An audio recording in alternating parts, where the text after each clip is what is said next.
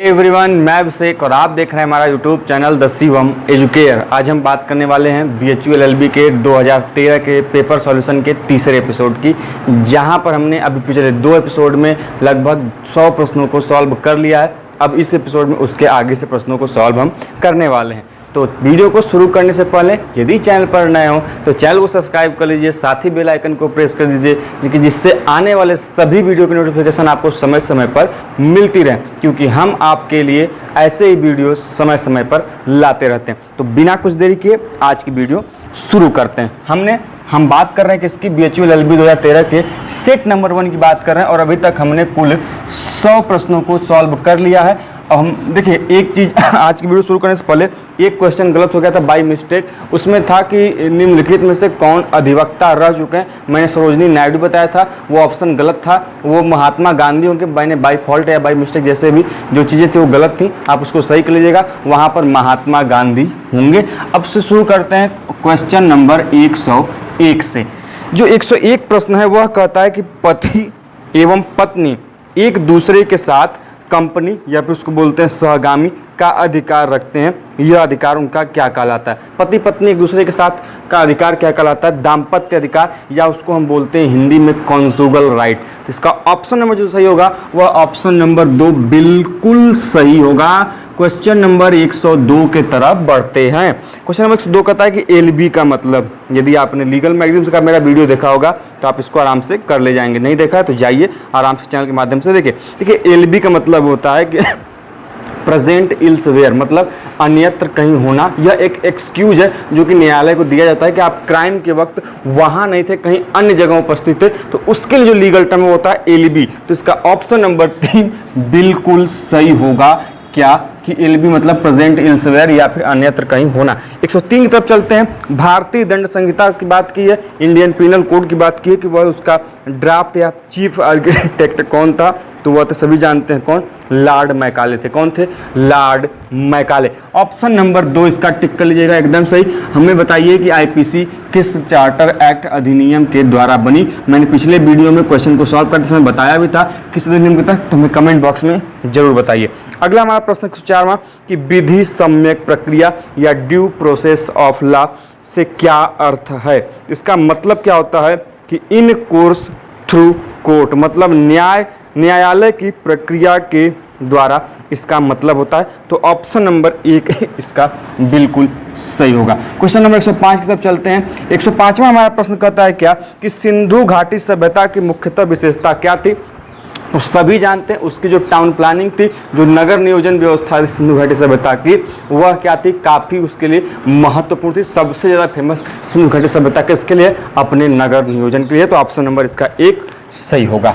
अगले हम प्रश्न की तरफ चलते हैं, प्रश्न नंबर 106 की तरफ। 106 प्रश्न क्या कहता है कि कौन से हड़प्पन इलाके में गोदी का मतलब होता है बंदरगाह, या उसको हम बोलते हैं पोर्ट, या फिर कह लें डॉक यार्ड बोलते हैं, था। तो उस जगह सिंपल सी बात है, जो हड़प्पन साइट लोथल है, उस लोथल में बंदरगाह या फिर गोदी बोले, उसको डॉकयार्ड बोले, वह उपस्थित है, उसके होने का प्रमाण हमें दिखाई देता है। तो ऑप्शन नंबर 3 इसका 106 का बिल्कुल से। हमें कमेंट बॉक्स में ये बताइए कि जो यह लोथल है यह किसने खोजा था, इसकी खुदाई या उत्खनन किसने किया था। देखिए एक बात और जान लीजिए, लोथल भोगवा नदी के किनारे उपस्थित है। अगला हमारा प्रश्न है कि योग दर्शन के प्रणेता कौन है। सभी जानते हैं पतंजलि, बाबा रामदेव जुड़े हुए हैं, पतंजलि उनके प्रोडक्ट का नाम, तो उसे याद लीजिए कि पतंजलि किससे जुड़े हैं, योग दर्शन से या योग फिलॉसफी से जुड़े हैं। ऑप्शन नंबर 1 इसका बिल्कुल सही है। 108वें प्रश्न की तरफ चलते हैं।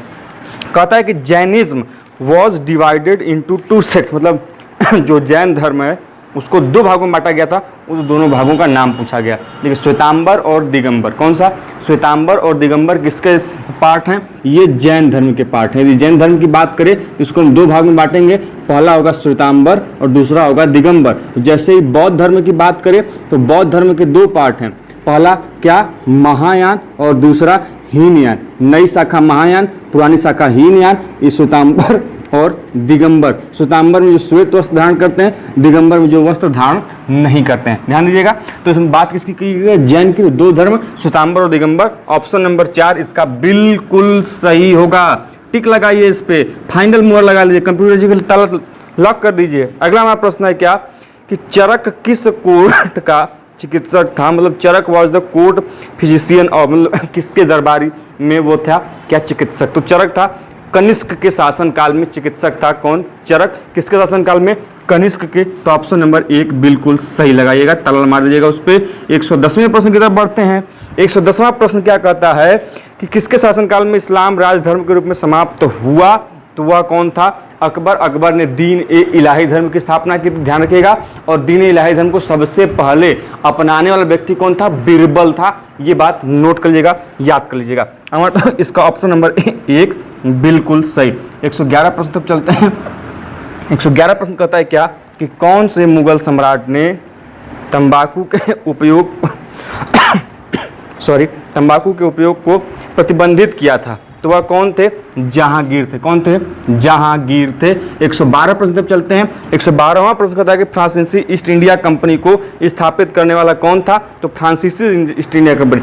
ईस्ट इंडिया कंपनी ने ब्रिटिश ईस्ट इंडिया कंपनी की बात नहीं कर रहा है, फ्रांसीसी ईस्ट कंपनी की बात कर रहा है। तो यहाँ पर ऑप्शन नंबर 2 सही होगा, कोलबर्ट ने स्थापित करने का प्रयास किया था। क्वेश्चन नंबर 113 था क्या कि भारतीय सिविल सेवा के लिए चयनित होने वाले प्रथम भारतीय, सभी लोग जानते हैं वह कौन थे? सुरेंद्रनाथ बनर्जी थे। ऑप्शन नंबर 1 इसका बिल्कुल सही होगा।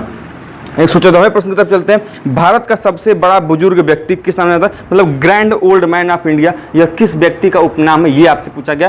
किसे जाना जाता है? दादा भाई नौरोजी को। किसको? दादा भाई नौरोजी को। इनसे एक प्रमुख फैक्ट ये जान लीजिए कि जो दादा भाई नौरोजी थे, ये जो ब्रिटिश संसद थी ना, ब्रिटिश संसद थी, तो ये पहले भारतीय थे जो इसके क्या बने थे?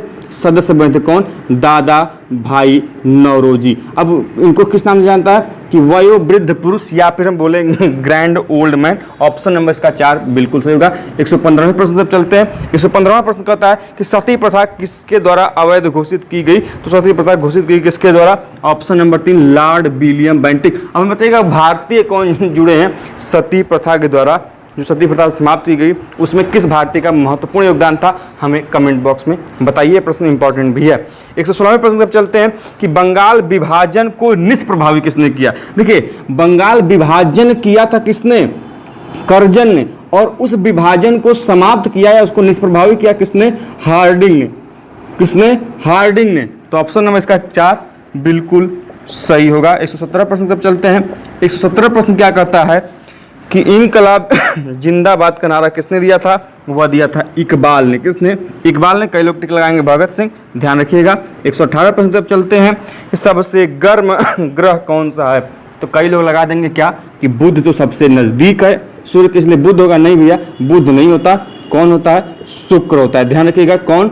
शुक्र होता है। इसका ऑप्शन नंबर 2 या वीनस कह लें उसको, ऑप्शन नंबर 2 इसका क्या होगा? सही होगा। 119 प्रश्न की तरफ चलते हैं। 119 प्रश्न कहता है कि पृथ्वी का व्यास लगभग कितना है। तो वह कितना? 12,800 किलोमीटर है पृथ्वी का व्यास, या approximate diameter of earth is 12,1800 kilometre. Option number 3 बिल्कुल सही। 120 प्रश्न की तरफ चलते हैं। 120वां प्रश्न कहता है क्या कि क्या वजन के हिसाब से पृथ्वी के गर्भ में प्रतिशत के रूप में सबसे ज्यादा मात्रा किसकी विद्यमान है। तो मात्रा विद्यमान है किसकी? ऑक्सीजन की। किसकी है? ऑक्सीजन की है। ऑप्शन नंबर 2 याद रखिएगा, बिल्कुल सही। 121वें प्रश्न की तरफ चलते हैं। 121वां प्रश्न कहता है क्या कि निम्न में से कौन सा पृथ्वी के घुमाव के प्रभाव का परिणाम नहीं है। वह क्या? हवा के रुख और समुद्र प्रवाह में बदलाव, यह पृथ्वी के घुमाव का परिणाम नहीं है। तो मतलब क्या कि change in the direction of winds and ocean currents, यह किसका रिजल्ट नहीं है? रिवोल्यूशन ऑफ अर्थ का।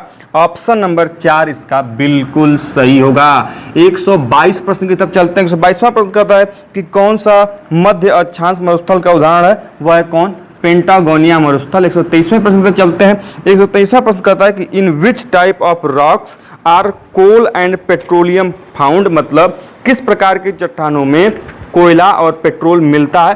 सिंपल सी बात, उसको बोलते हैं अवसादी चट्टान, या फिर बोल रहे हैं उसको क्या? सेडिमेंट्री रॉक बोलते हैं उसको। तो इसका ऑप्शन नंबर 4 लगा लीजिएगा, बिल्कुल सही। 124वां प्रश्न क्या कहता है कहता है कि निम्न में से कौन सा देश सघन आबादी वाला है। तो सघन आबादी वाला इसमें जो ऑप्शन है उसके नंबर से जो 4 होगा नीदरलैंड, वह बिल्कुल सही होगा।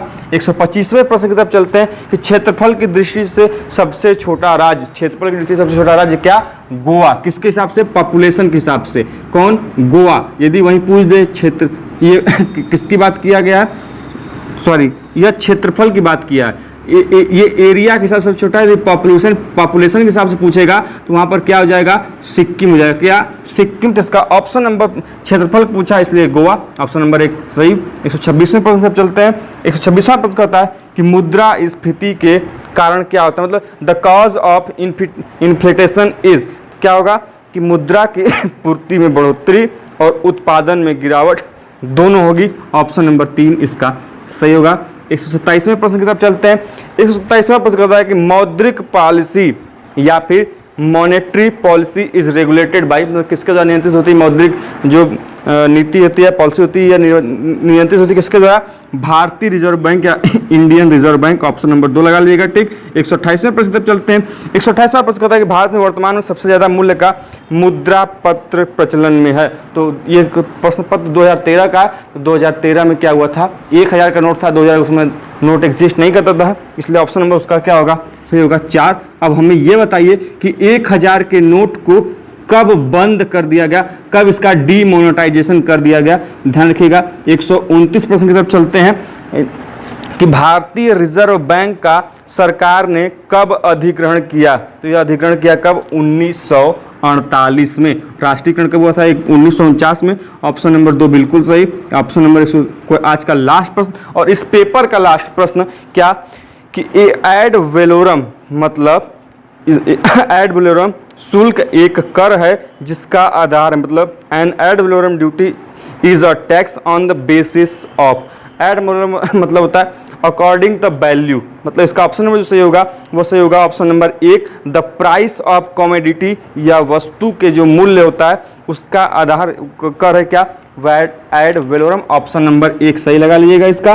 तो हमने इस प्रकार 2013 के सभी प्रश्नों को सॉल्व कर लिया। यदि इन प्रश्नों में कोई दिक्कत हो, कोई परेशानी हो, कोई क्वेरी हो तो हमें कमेंट बॉक्स में बताइए। मिलते हैं अगले पेपर के साथ नए वीडियो में, तब तक के लिए जय हिंद, जय भारत।